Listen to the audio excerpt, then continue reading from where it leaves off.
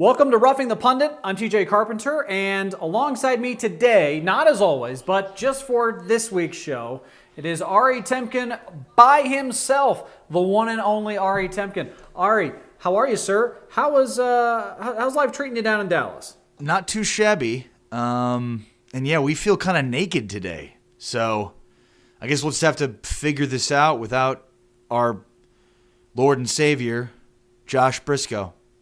That's right. He's not in today. He is out this week. He's covering the Super Bowl. So Josh will be back next week, hopefully, unless he dies at the Super Bowl, which is known to happen from time to time to the lowers down on the radio rung.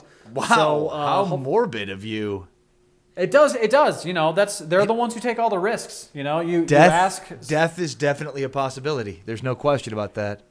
If you ask Jonathan Ogden for an interview and he says no, and you push him a little bit, you can just get stamped out of existence. It's that easy. It is a full contact sport, no doubt.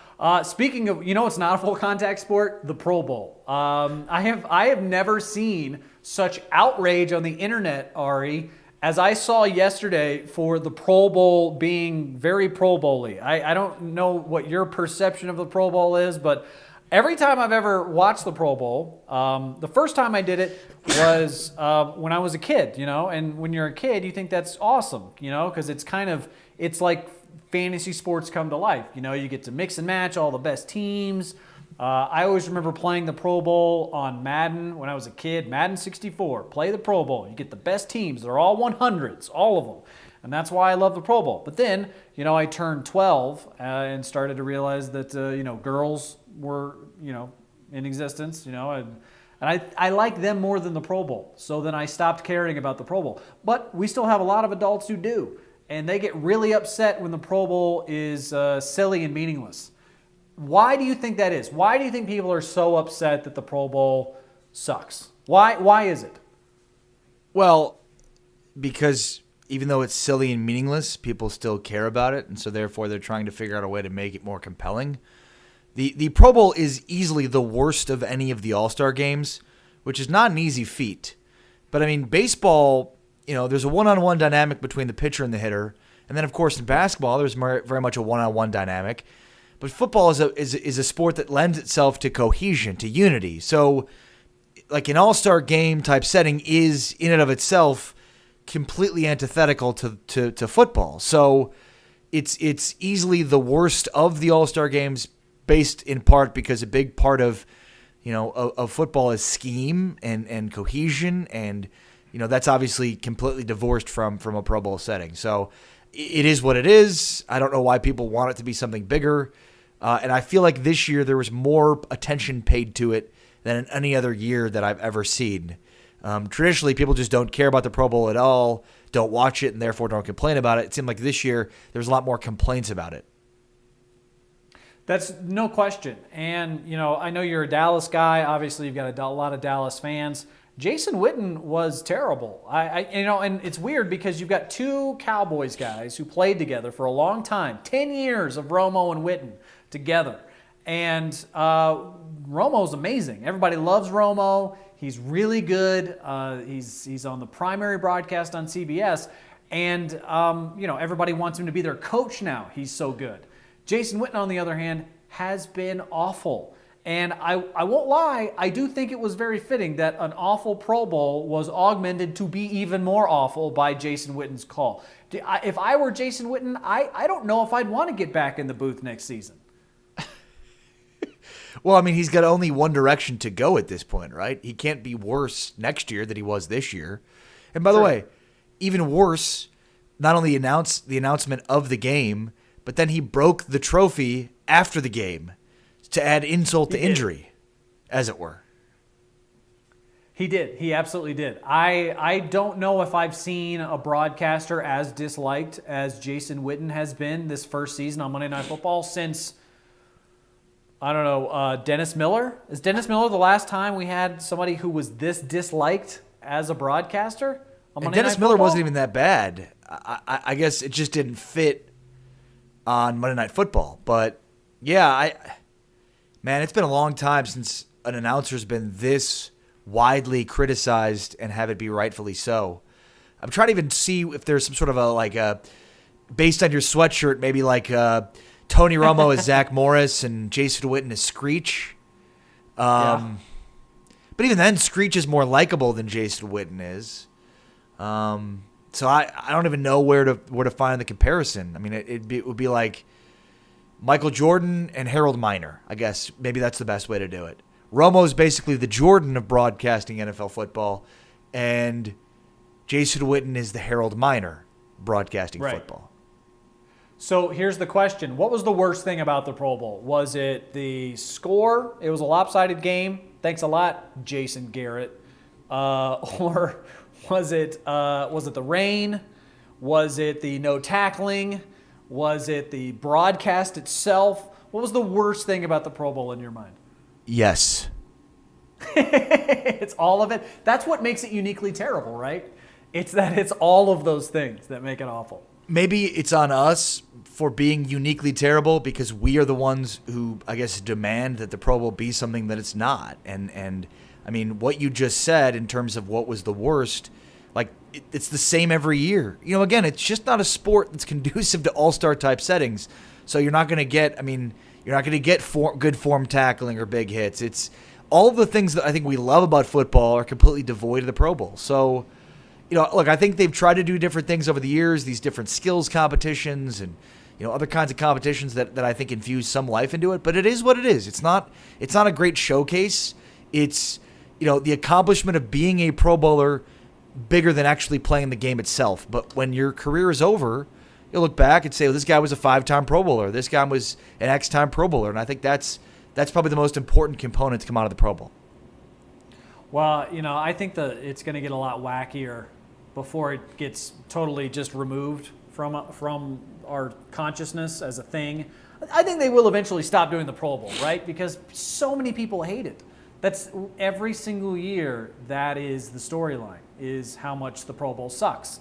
And I don't think that the NFL wants that to be the storyline around the Pro Bowl, is how much it sucks. So I don't know what they're going to do. Would you try to fix the Pro Bowl if you were the NFL, or just do away with it entirely and then just have the teams? You know, they still have the teams, they still name the teams, all that stuff. They can do some kind of event. I don't care, but you know, actually playing the game seems to irritate people more than it entertains people. Well, there's no fix for it, right? There's no fix for it. You know, you don't want your guys going full bore, right? Even if they suffer an injury, they have the entire offseason to overcome it. But there's just no way to fix it. It is what it is, and I think it's fine the way it is. I don't understand why they moved it to Orlando, with apologies to the city of Orlando. Like, why isn't it not in Hawaii anymore? That's maybe the biggest disgrace of all. Well, you know, I think it's funny people think that you can move it from Orlando to Hawaii to get rid of the rain. People realize it rains in Hawaii literally every day. There's a rainforest on the Big Island. So I don't. Yes, moving it to Hawaii would not get rid of the rainfall. It does rain in Hawaii. I just, like, with apologies to Orlando, there's Orlando and there's Hawaii. I mean, it's like Orlando's not even on an ocean. It's landlocked. You're a city in Florida that's not even on an ocean. With apologies to Orlando, move the Pro Bowl back to Hawaii. Orlando is basically just a theme park in the middle of a swamp. All those people do is sing kids' songs and then shoot swamp critters. Like, that's all they do with their time. They shouldn't be hosting the Pro Bowl or any sort of event. They shouldn't be hosting the NFL in any way, shape, or form. What? It's a Magic's town, right? They don't even like the Magic. No one likes the Magic. Why are they even there? The Magic are basically a feeder system for the rest of the NBA. Here, our stars grow up to be Lakers. That's right. Yeah, that's right. Speaking of basketball, and we'll get into this a little bit more on the other side of the break, but really quickly, huge news. Anthony Davis wants out of New Orleans. I guess that's not necessarily huge news. It's kind of, I'm surprised it took him this long to demand a trade. But we'll talk about where he could potentially land on the other side of the break. But to you, is that surprising at all that Anthony Davis is wanting out of New Orleans? to a certain degree. I mean, I think we live in a world now where nobody wants to have tough conversations. So I think, perhaps this would have been one of those things where it might not have come out and then all of a sudden he leaves and goes after the season's over. But I think at least now he's given the New Orleans Pelicans the opportunity to trade him and try to recoup something for him. And I think now, like, the clock is on, the clock's ticking and the spotlight is now firmly on Magic Johnson and the Los Angeles Lakers, right? Like they played kind of hardball with the Kawhi Leonard situation. Will they do the same thing with Anthony Davis, knowing that he wants to go there? I mean, they felt the same way about Kawhi, and they may not end up getting Kawhi. Same with Paul George. It's Paul George, Kawhi, and now Anthony Davis all look like they were going to go to the Lakers, and Lakers struck out on all three of them. Or rather, they struck out so far on two of the three, and who knows, maybe Kawhi will still leave and go to the Lakers in free agency, but it's just very interesting, right? Like, they play hardball, and, with this thinking of, well, I don't have to trade any assets because we're going to end up with him anyways. So you wonder if they'll take that same approach to Anthony Davis. Well, I think he'd be a good fit in Los Angeles, but sometimes we talk about the Lakers like they're supposed to trade for everybody, and you just went through it. You just named all these high-profile free agents that they were supposed to get and then didn't. I understand why everybody wants to be a Laker. I understand why everybody talks about the Lakers trading for players that are good. I don't know how much of it's real, though, because it's just there's so many Lakers fans who are going to force that conversation, and then therefore the media chasing those fans are going to talk about it because they want them to watch their programs. So, I don't know. We'll see if it's the Lakers. We'll see if it's somebody else, if he gets traded at all. Sometimes that doesn't result in a trade. We'll talk about that on the other side of the break. That's Ari Temkin. I'm TJ Carpenter. This is Roughing the Pundit. Welcome back to Roughing the Pundit. I'm TJ Carpenter, and alongside me is Ari Temkin. We're talking NBA. Anthony Davis wants out of New Orleans. We talked about why it makes sense for him to want out of New Orleans. I mean, who wants to be a Pelican in the NBA? But where he lands is anybody's guess, and the price is probably not going to be nearly as good as the Pelicans would like for Anthony Davis. But that's what happens when a player gets unhappy and wants to force a trade. Who are the primary, if you could give me your top three, your top three teams that you think are in on Anthony Davis, legit, likely candidates to get him. I hear all this chatter this week about it being New York. New York's going to put a package together. Well, New York was supposed to get everybody, right? They were supposed to get LeBron, and they were supposed to get, this guy and that guy. And then, it took Melo longer to get to New York than everybody thought. And the Knicks are a mess. So I don't know. I don't think it's going to be the Knicks. I don't know if it's going to be the Lakers or not. You mentioned the Lakers before then, but in your mind, top three, give me your teams. I guess Lakers, 76ers, and Boston. You think he could go to Philadelphia? I mean, I think these are the three most aggressive teams that could pursue. I mean, I think Boston has the assets to get this trade done tomorrow if they wanted to. They still have multiple picks in this upcoming draft. I think they still have multiple picks in the next draft. They seemingly have multiple picks in every draft in perpetuity. So, I mean, I would, if I were the Celtics, obviously try to just give up picks for Anthony Davis, but maybe there's the potential to give up Jaylen Brown in a pick. Or obviously, Tatum is untouchable at this point. Maybe Brown is too. But if Boston wants to get this deal done, they're the team that has the great assets to get it done. Right. Well, the two teams that are off a lot of people's radar that you and I are really familiar with, I think are actually pretty good fits for Anthony Davis. I think the Mavericks actually have the reasonable pieces, the right situation to acquire Anthony Davis at what is, at this point, fair market value. They could trade DeAndre Jordan and Harrison Barnes, who Mavericks fans hate anyways. They could trade those two players and get Anthony Davis in return, and I don't know if they would get a better offer than that. You don't think so? I don't think so. I mean, once a player decides, I want out of here, then the whole league knows, well, they have no choice but to trade him.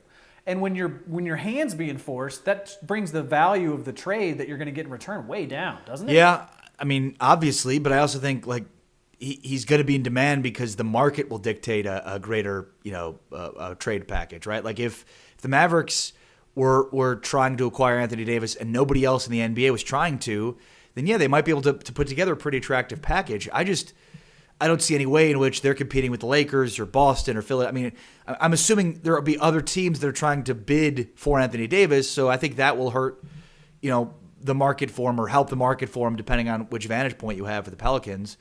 I just think it starts with future draft considerations, and obviously the Mavericks gave up next year's pick. It's protected, I think, top 2 for the Atlanta Hawks. So in the Luka trade, so they don't have a first-round pick to give up. They could give up a future first-round pick, but I don't know. Anthony Davis is great. I just don't know that Dallas has the pieces in order to make a trade like that happen, especially given I would imagine that the Lakers, Celtics, potentially other teams could be involved in these discussions. Here's my question to you. Where would he make the greatest impact? Where would he make the greatest impact? The Nuggets. I think if the Nuggets put together a package of Paul Millsap and Michael Porter Jr. and put that together and sent it to New Orleans to get Anthony Davis in return, that's the best team in the West. Immediately. And I don't know, prove me wrong, man. How would you beat that team? They've got size all of a sudden. They've got shooters. Golden State, Golden State is always the answer, of course. But I just, on paper in my head, I'm like, if you add Anthony Davis to that team, then all of a sudden Jokic not being a dominant scorer doesn't matter anymore because you have Anthony Davis who's going to do all that and also get rebounds and also play defense. He's like what they get out of Paul Millsap plus a dominant inside scorer who can, who's got a handle. I don't know. There is some significant risk too with Anthony Davis considering, he's never played a full 82 games. He's played 2 seasons at least 75 games, but beyond that, he misses a lot of time due to injuries. And, so there's a major risk involved too. I don't see a way in which the Pelicans don't get multiple future draft picks out of this. And we'll see what they want. I'd imagine the Lakers are going to be the first team that comes calling. They're probably going to lowball. And then it kind of depends on, kind of like the Raptors were the mystery team in the Kawhi Leonard sweepstakes. We'll see if the same can be said in terms of a Nuggets or a Mavericks in terms of a dark horse in order to put together the most attractive package. Here's my other question to you, TJ. Can the NBA do anything to stop this from happening in the future? We've seen them, try to do things in terms of, making it in the best interest of the player from a monetary standpoint to stay. But even there, we're not really seeing that happen. So should the NBA do something? Can the NBA do anything? Well, you'll probably remember when Chris Paul was getting traded from New Orleans back when they were the Hornets, they actually vetoed a trade that would send him to the Lakers. And I remember David Stern being adamant, this is a BS trade, which I do find it conspicuous that he wasn't calling BS when they traded the Gasols in Memphis. He wasn't saying that was BS. Right. But I think, some teams get preferential treatment. I don't know. It's an impossible problem to solve because this is like college football. It's like, how do you create parity in the SEC between Vanderbilt and Alabama? How do you create a New Orleans Pelicans team that is not only viable in that market, but that where players want to stay in that league, as opposed to going to the coasts where everybody wants to be, and create parity amongst that league? The league's never been a league of parity ever. It's always been dominated by the Celtics and the Lakers. So I don't know how you would solve it. Right, I don't think you can. And I appreciate the different policies that the league has put in place in order to try to make it more attractive for guys to stay in one place. But it's just difficult. Look, I think it's a fallacy in the NBA to believe that you can build a championship roster through free agency. And I think that's how most teams or most fans look at it, is accumulating great players through free agency. I mean, the truth is, it's still in the draft. And, for the Mavericks in particular, look, they certainly should be involved in these discussions for Anthony Davis, and same for Klay Thompson, who'd be a great fit in the offseason if he does choose to leave Golden State as a free agent. But, you have to build through the draft because, guys come in free agency and they're at different parts of their career and they might not fit in the same way. But if you draft well over the next couple of years and you find some guys that you could pair with Luka then they grow together and they develop together and there's more value in that than there would be to bring somebody else new into the ecosystem and try to make it work. It's just so difficult to do that. And that's why I think like the NBA looks like the lifeblood of building a roster is through free agency, and it's not. You just have to be, I mean, look at the Celtics. Celtics have certainly, been active in free agency, but the core of their team that they think is going to be championship caliber is through the draft and doing well in drafting and developing players. And I think that still is such an important component of doing it, even though I know a lot of teams look at it and say they have to build through free agency. Well, yeah, I mean, Tatum for sure is a good example of that in Boston. But, I mean, Boston has been able to stockpile draft picks, as you mentioned earlier, and then turn those into trades that then augment the plethora of other draft picks that they have. So that was really, really smart what Brad Stevens did with, when he first came in. Him and what's his face, the GM, Danny Ainge. Gosh, I can't think of his name. Danny Ainge, yes. Him and Ainge, like they had a very definitive plan of we need as many draft picks as possible because that is the currency of trades. And that's also the healthiest way to build your team. I mean, you covered the Spurs for a long time. Duncan, draft pick. Parker, draft pick. Ginobili, draft pick. Kawhi Leonard, draft pick. The core of their team. Kawhi Leonard, draft pick. So I think you're absolutely right. You do want homegrown talent more than you want trades. But the big ones, the big dogs, historically, the Lakers. The Lakers have always been a team that builds through trades. Right. Kareem Abdul-Jabbar, trade. LeBron Kobe. James, trade. I guess the only guy, I mean, Kobe was a But he was even a pick, trade from Charlotte, if you recall, on the day of the draft. That's right. So there are exceptions to that rule. But I think generally speaking, definitely if you're New Orleans, definitely if you're a smaller market team, you want to build through the draft because that's the healthiest way to do it. You did mention Philadelphia. I do think that if you sent Anthony Davis to Philadelphia, they're the best team in the East. If Anthony Davis goes to the Celtics, they're already the best team in the East, but they would be more the best team in the East. If he went to Toronto, they'd be the best team in the East. He would make the team, every single contender that we're talking about, he would make them the best team in their conference, except for Los Angeles. I don't think that he makes the Lakers the best team in the West because their roster outside of LeBron James is crap. That's true, but it doesn't matter. And I didn't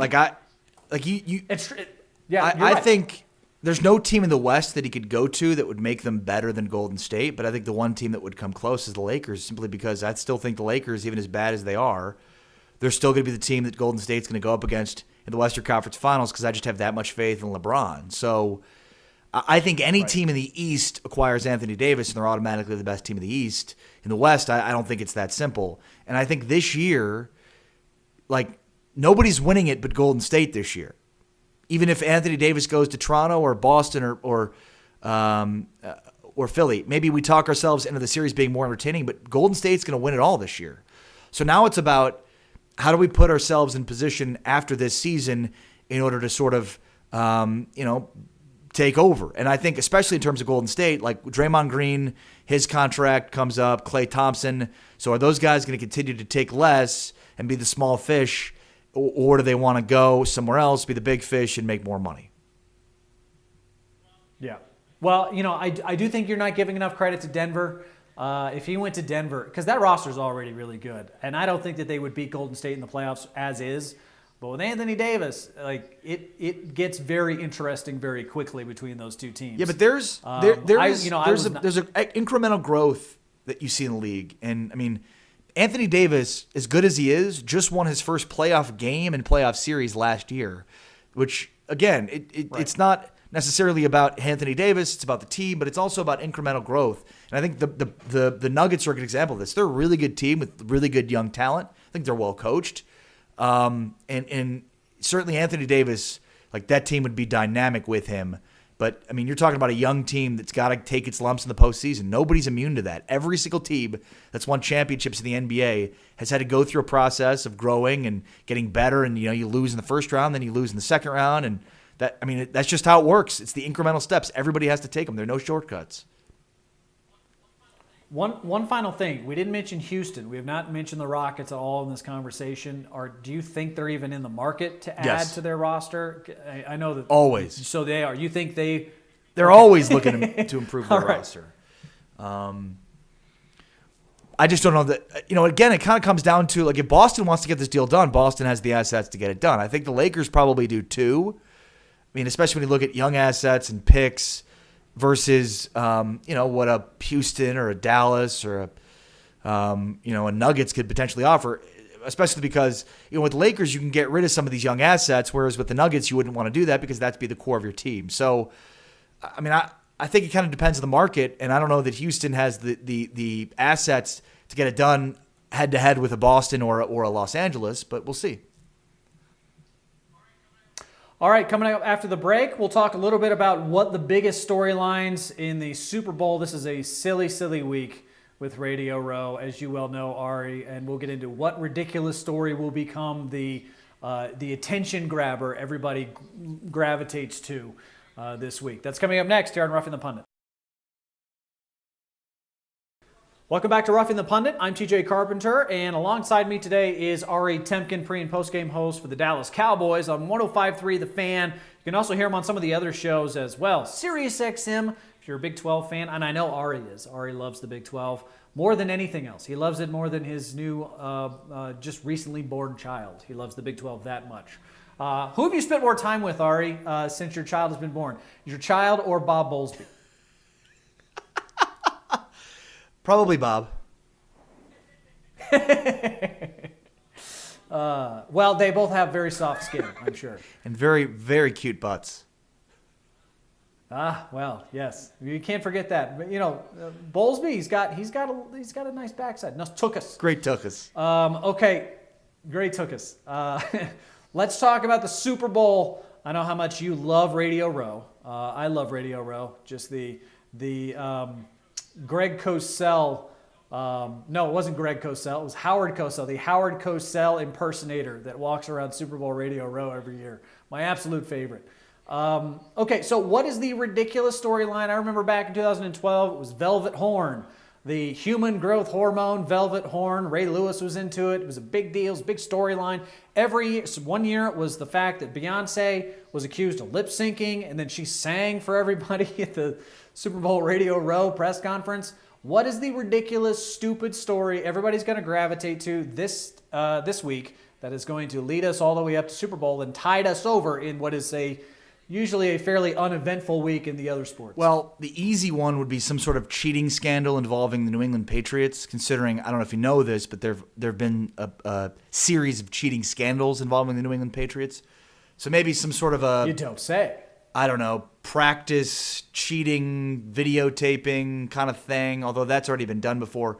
So I don't know, some sort of a new cheating scandal. I guess that's the favorite here. Okay, all right, cheating scandal. Is it going to be a cheating scandal or is it going to be a fatigue scandal? Because I know that everybody is so tired of Tom Brady and the Patriots being in the Super Bowl. But they freaking love it, man. They do. You are absolutely. They need someone to hate, and the Patriots do that because the Patriots are smarter than you are. They're better than you are. They never get hurt. They're ageless, and they cheat. And they cheat, and that's why they win, and that's why they've been in 9 Super Bowls now. No, look, I think they're great for the league. It's the same thing with Alabama. Oh, it's so bad for the sport. Alabama's always in it. No, it's not. It's great for the sport. It's apathy is bad for the sport, but nobody's apathetic to the Patriots or the Alabama Crimson Tide. Nobody. You either love them or you hate them. So in that case, everybody's going to tune in either to watch the Patriots win or 98% of the rest of the country, which is going to tune in to watch the Patriots lose. Either way, people are going to tune in. And my favorite part is what we see all the time, which is people complaining about the same thing that they are they themselves taking part in, right? Like, I'm so sick of the Patriots. It's so annoying to watch them, and yet they watch the Super Bowl every year. So it's like, that's like, there's nothing better than people complaining about what they're watching, but then still watching it, which is in many ways what the NFL is. I said this last week, and I still think it's true. Tom Brady is the ultimate underdog story, whether people want to acknowledge it or not. Aaron Rodgers is a better quarterback than Tom Brady is from a skills perspective. In fact, I think you could argue that Aaron Rodgers is better. You could argue that definitely Patrick Mahomes. I mean, there are a ton of young quarterbacks who are athletically significantly more gifted than Tom Brady is. And, I mean, arm strength alone, you could pile on another 5 or 6 quarterbacks who were better than him just based on arm strength. The fact of the matter is, he was a 6th-round pick who has done nothing but win, in spite of the fact that he is not as skilled as many other quarterbacks in the league for 2 decades. And that's what an underdog is. They're fundamentally not as good as the team they're going up against or the players they're compared to. And Tom Brady is fundamentally not as good as those players, and yet he finds a way to win. I'm more impressed with that than anything else. No, well said. And little known fact, Tom Brady was a 6th-round pick. I don't know if you knew that. Also, he went to Michigan and sat behind Drew Henson. Another little known fact about little Tom Brady. The thing, I'm rooting for the Patriots because at this point I'm annoyed by all the people that are annoyed by the Patriots, and I'm also just annoyed by the idea that they were down this year or they're not as good. I made a bad bet with somebody at 105.3 The Fan when the playoffs started, and I basically took the Patriots and he took the entire AFC field. And that's just indicative of the narrative surrounding this team this year. It was well, they're not as good. BS, they're not as good. They were top 10 in points per possession offense and points per possession defense. Only the San Diego Chargers were the only other team in the entire playoff field that were top 10 in both points per possession offense and points per possession defense, which is one of the most important indicators of playoff success. Half of the last 20 years of Super Bowl champions, half of them were top 10 in points per possession offense and points per possession defense. So anybody that thought that they weren't as good this year, they were down this year, just wasn't paying attention. And so that whole idea or notion of, well, they're down this year, they're not as good as they've been in the past, that gave birth to the idea that they're underdogs because people thought they were underdogs because people thought they weren't as good as they were, even though all of the analytics that are indicators of success would have told you they're the best team in the field again this year. So they've got a good defense. It's not a great defense, it's a good defense. They've got a good offense. It's not a great offense. It's a good offense. And I think the thing that makes them so dynamic is they just have so many different weapons that can hurt you. And, whether it be Sony Michel or James White in the passing game or Gronk or Edelman, there's just so many ways that they can tango with you on offense. It just depends on how they game plan week in and week out. Tom Brady will be chanting, "We're still here" in the year 2808 atop the wreckage of the city of Boston. That will happen at some point in the year 2808. Hundreds of years from now, they will still be around winning Super Bowls. Even if they don't have anybody to play, even if they're just going up against a zombie army, that they will still be there. This is why I can't pick the Rams, because I respect the hell out of Sean McVay. He's one of my favorite coaches already. Love the Rams. I love their defense. I love their personality. I like their offense. I love everything about the Rams. I can't pick them to beat the Patriots. I can't. I just can't.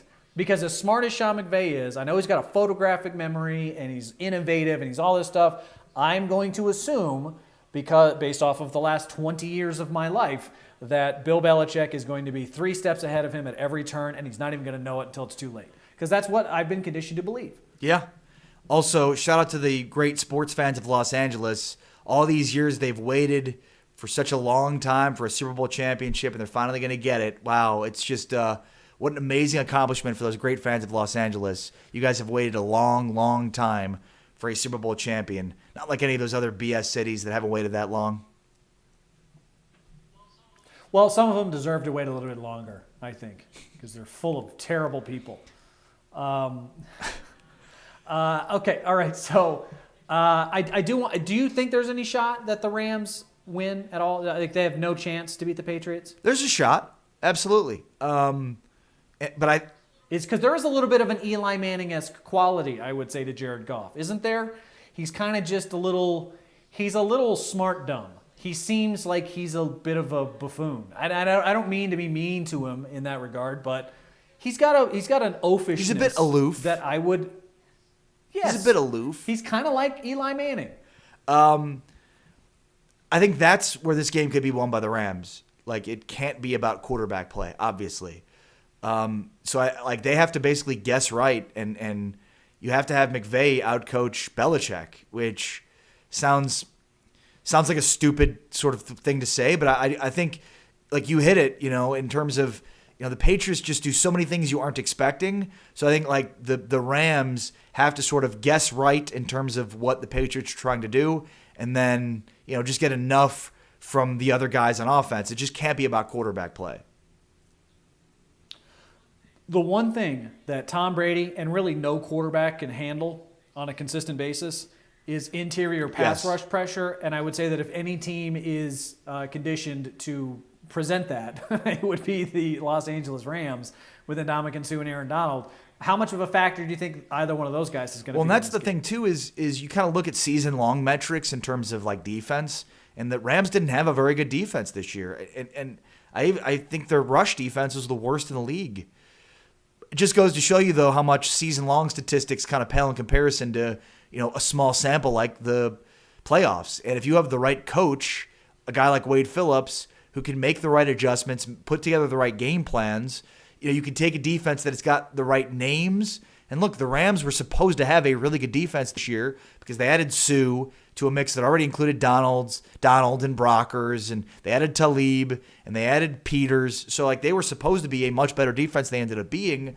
But I think they're finally recognizing their potential here because Wade Phillips is such a good D coordinator and putting together a game plan and then being able to change and be multifaceted within the game. So, look, I certainly think, Donald is the most disruptive player in the NFL in terms of a defensive player. So, yeah, that's going to be something to watch for. You obviously don't want to be susceptible to, the Patriots slowing down their interior rush with Sony Michel, who's been probably the best player in the playoffs. I mean, he's been tremendous, multiple 100-yard games. He's just been fantastic. So it's one of those things where, if you do rush Brady from the inside with Donald, now you leave yourself susceptible to Sony Michel on the edges. All right. Do you want to give me a prediction? Who do you think wins this game? The Patriots win. Okay. Give me a score. Let's go with, I don't know, 14, 21, 24, 27, 30. Let's go, I'll say 33-28. 33-28 Patriots. 33-28. That is a great score. 33-28. I love that score. I'm going to go with the Patriots, 20-17. 2017. I have now 2017. I have now successfully predicted every single game this season, 20-17. That's great. The over-under in this game is 57 and a half, which the highest over-under in the history of the Super Bowl is 58. Yeah. So it's not going to be 20-17, TJ. What's preventing it from being 20-17? Vegas. It's just the teams. Vegas knows. Vegas knows. That's what I really want to know. What's the over/under on the length of the national anthem? Because they know that usually about 90 really seconds. Well. The over/under. It usually is. Yes, it usually is. Who's doing the national anthem? The over hits every time, because when you do the national anthem at the Super Bowl, I mean, you are really dragging that thing out. Everybody wants to be Whitney Houston, and no one can be Whitney Houston. She did the best national anthem ever. That was down in Tampa, by the way. I remember I looked that game up just because I wanted to watch it, and I was like, what stadium are they in? That looks like the Independence Bowl in Memphis. They didn't do a Super Bowl in Memphis. What is this? And so I looked it up, and it was the Sombrero. It was the old Sombrero in Tampa. That's where they played that game. You don't have to go back that far to see stadiums that don't exist anymore. Right. Now, they basically leverage cities to build new stadiums for them for free because you're going to get a Super Bowl. And we're on the streak now of new stadiums hosting Super Bowls. Minnesota last year, Atlanta this year, Miami next year with their new stadium, Los Angeles the year after that with their new stadium. So it's like, you get a new stadium, and then you get a Super Bowl, and then you're never going to see a Super Bowl again until you build another new stadium. Give us your money. Yeah. This, by the way, the Mercedes-Benz Dome in Atlanta is my favorite new stadium that's been built since Jerry World about a decade ago. I do think Jerry World is still kind of the standard, but that Atlanta stadium is not. That's no joke, dude. That thing is legit. It's my favorite new stadium built before after 2016. After. It's really cool. That's yeah, it is. It is nice. It is nice. Do you remember the show Guts? I got a bone to pick. Guts? No. Do you have it? Guts on Nickelodeon. Don't act like you don't know what I'm talking about. Yeah. Do you remember I the kinda remember aggro that. crag? It was like the thing that they had to climb in order to win guts at the end. Yes. That's what their yes. stadium looks like. Looks like the aggro crag. That's fantastic. All right, I got a bone to pick with you after our break. Your Kansas Jayhawks made me look like a fool on the internet. And then also too, we'll talk. We disagree on what the Cowboys should do next, what they should do with their offseason. So we'll talk about both of those things coming up next here on Roughing the Pundit. Welcome back to Roughing the Pundit. I'm TJ Carpenter. Ari Temkin is down in Dallas. He joins me. Final segment here. Let's talk a little college hoops. The two biggest blue bloods on the planet played this weekend, Kansas and Kentucky. And Kentucky won. And I thought it was going to be Kansas. I thought Kansas was going to win. And that blew up in my face because Kansas decided that they were not going to show up for this game, not play well, not perform well, not do any of the Kansas stuff that they usually do. I blame Allen Fieldhouse because it gives them a false sense of security. It makes me think they're actually better than they are because they get all that help from the refs. And you, being a Jayhawk alum, a Jayhawk sycophant, a Jayhawk apologist, I hold you responsible in large part, Ari. Wrong. Look, they do get the benefit of the doubt of some calls at Allen Fieldhouse. Don't get me wrong. But most home teams do in all sports, right? Like, you're going to get the benefit of the doubt with some calls because officials are human beings. Unless you're the Saints. I think Saints. human beings can be swayed easily by crowds. But, like, they're basically like 103 in Bill Self's time at Allen Fieldhouse. Not really, but close. Like, for that to just be on the officials is kind of absurd, right? That's ridiculous, the record that they have at Allen Fieldhouse. Now, with that being said, you probably didn't really realize that Kentucky had some beasts inside and that Kansas is basically a little bit wuss inside. And that was the problem there. P.J. Washington and Reed Travis, they just absolutely beasted Kansas inside. And the Jayhawks, they've got to develop better outside shooting because if they're not going to be able to beat teams, bludgeon them to death in the interior, or they're going to be bludgeoned to death in the interior by teams that are good with their bigs, they've got to be able to shoot around them. So that's their problem. At this point, every year, I go through a stage in Kansas basketball where I talk myself out of putting them in the Final Four. Every year. It happens right around this time. And then by the time March Madness rolls around, I always put them in the Final Four. So we'll see if this holds true. But I don't have them as a Final Four team yet. They're not as good of a three-point shooting team as they need to be to not have much of an inside presence. So I reserve the right to change my opinion, which I do every year. But at this point, they're not a Final Four team, TJ. Well, I can't wait to see Kansas lose to either Iona, Bucknell, or Siena because that's who they I'll always fight you. lose to. We never lost to Siena or Iona. It was just Bucknell, Bradley, Northern Iowa. That's about it. What was the Farouk Manish from Northern Iowa? How many threes? What happened to Arkansas? They couldn't finish off Texas Tech. They lost a nail biter in Lubbock, and now they're with Mike Anderson, the great Arkansas, 10-9 or whatever. Oh God, Arkansas is not even relevant enough to talk about. I don't even know why you're bringing them up. They're not even really technically a basketball team anymore. But they're not even good at football either. So what are they a school of? No, they're terrible. They're terrible. You know what happened? I left. The second that I left Arkansas, they started to suck in everything. They still win in track and field and baseball. They were in the national championship game in baseball, but no one gives a rip about. No one cares about baseball, so who cares? Matter. Plus, they play with metal bats, so it's like illegal. That's right. No, they're composite now. They're the double. I don't know what material they make it out. Composite. What is that? Graphite? I don't know. You and I disagree. Composite, graphite, wood. These are all words. Whatever it is. Yeah. It's some sort of plastic. They're playing wiffle ball. That's what college baseball is.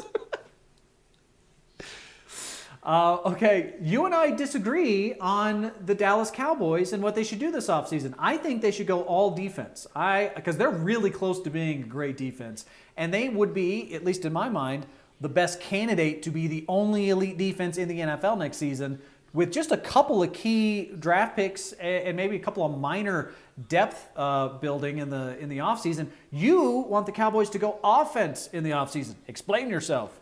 The 4 teams in the NFC and AFC championship game were the top 4 teams in scoring offense. None of those teams, except for the Patriots, were top 10 in defense.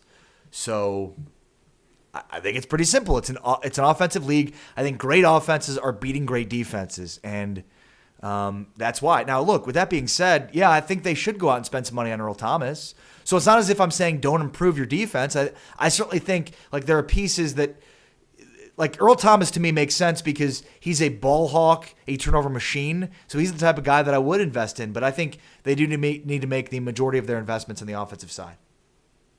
You're not worried about his knee at all? Well, sure. It's football. I'm worried about all of it. But you have to at some point tell your fan base we're going all in. And the Cowboys for the last 15 years are dipping their toes in the water. Like at some point they have to have some Jerry in them that is willing to take some risks. Well, look, I think that you're right about the risks. I do think they need to upgrade their offense, but I think their offense upgrade can happen in the coaching staff. I don't necessarily think they need more than they have offensively. They got Amari Cooper for at least one more year. He's a top 10 wide receiver. And he's been way better in Dallas than he was in Oakland, too. I think a lot of people will still have that. He still has a little bit of Oakland stink on him. And so people are going to, I think, downgrade him because of the drops that he had. But I can't remember a whole lot of drops he had in a Cowboys uniform. Did he have any major drops since becoming a Just Cowboy? one. I can't think of one. I mean, you're going to have drops no matter who you are. So, right. So you've got Amari Cooper. You've got the most productive running back in the league from this past season in Ezekiel Elliott. You have a top half of the league quarterback. I don't know where you put Dak Prescott, but I would say Alex Smith territory is fair for Dak Prescott at this point. And then you've got an aged, let's say, veteran offensive line, and then some young, promising tight ends. I don't think they need that many upgrades on offense, but on defense, I don't know how much you can really improve upon their personnel, I guess is what I'm saying. The system can change depending on who's running that and what Kellen Moore does with that. I have no idea. Kellen Moore, to me, is a huge question mark for the Cowboys. But on defense, it's like, man, they were close. They were really close to being a great, great defense this season. You had some depth in the secondary and a couple of young, promising corners. Like, if you can get in the second round somewhere, like really good, solid Jalen Ramsey type, like, they're out there. There are a lot of good corners out there that you can get who know how to play against new age offenses. I think that's where you make the improvements in the draft. Yeah, but that's why I would like to sign Earl Thomas, because I think he's Jalen Ramsey, but he's obviously older, but Earl Thomas is the best safety in football still when healthy. So, sure. and he creates turnovers, which is the issue the Cowboys had. I just think, they've got to invest in the draft in their offensive line. Their offensive line, is not as good as it's been. It needs to be better. And I also think they need better weapons. You need more of an athletic tight end. The types of guys they have now. So Jarwin's not good enough for you. Schultz is not neither of those guys. You're out on both of them. So I think in the draft, I'd really look at at offensive line, at tight end, and wide receiver in the draft. What about what's his name? The Baylor basketball player. Rico Gathers. Rico Gathers. Bye, Rico. You didn't like anything you saw? It was fun. He's gone. We saw you develop for like 4 years, but it's fun. It's good times. Bye. He can't get on the field. At some point, you either got it or you don't. He don't got it. And finally, I wanted to ask you this because I'm here in Denver, so I hear a lot about what Mark Schlereth says. He's on Fox Sports 1 last week talking about how the Cowboys will never win another Super Bowl with Jerry Jones because he does not empower his coach. Do you agree with that sentiment that Jerry Jones is the primary hindrance to the Cowboys winning a championship? I'll say that seems like something that people used to say, and I don't know that it's not true anymore, but I would say it's as close to not being true today as it's ever been. So it's not as if he's not wrong. He just seems like a decade too late to say it.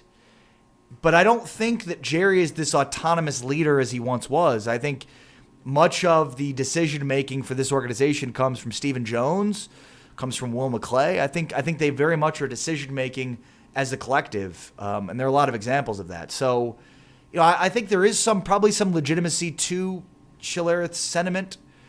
I do think the endless pursuit of profits at some point is at odds with trying to win football games. But I also think that this organization's changed a lot in the last 5-10 years in terms of who makes the decisions. So I think it's kind of an old cliched sentiment to have from somebody outside the organization and Mark Schillerith, where it's like, 15 years ago you probably could have said this and been correct, but I just don't buy that that's true today. Well, look, you can go all the way back to 2004. In 60 Minutes was questioning Jerry Jones and whether or not he was ever going to win a Super Bowl back then. It's been a long time. True. The proof's in the pudding. That people have been criticizing Jerry Jones' decision making. All right, Ari, do you have anything you want to get off your chest? Any final thoughts for us before we sign off here?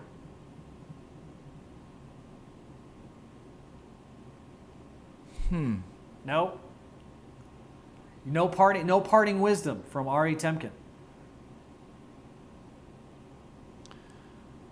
Always remember, wipe up to down. It's good advice. It's very good advice. All right. Well, thank you as always. Don't forget to check out Ari's show on Phantom, facebook.com/watchphantom, Monday through Friday at noon Central Time. You can catch my show on Phantom right after that.